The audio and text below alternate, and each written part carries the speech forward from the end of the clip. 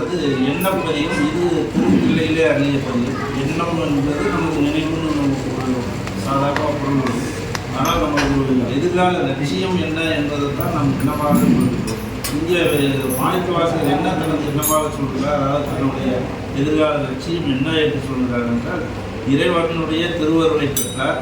அவருடைய திருவடி மீது நீங்காத அன்பு, அந்த அழியாத திருவடி பேர் என்கின்ற அந்த அன்பு தனக்கு நீங்காமல் இருக்க வேண்டும் என்கின்றதை தன்னுடைய எண்ணமாக கொண்டு பாருருவாய பிறப்பர வேண்டும் சிவமே, பக்திமையும் பெற வேண்டும். சிறுருவாய சிவபெருமானே, செங்கமல மலப்போல்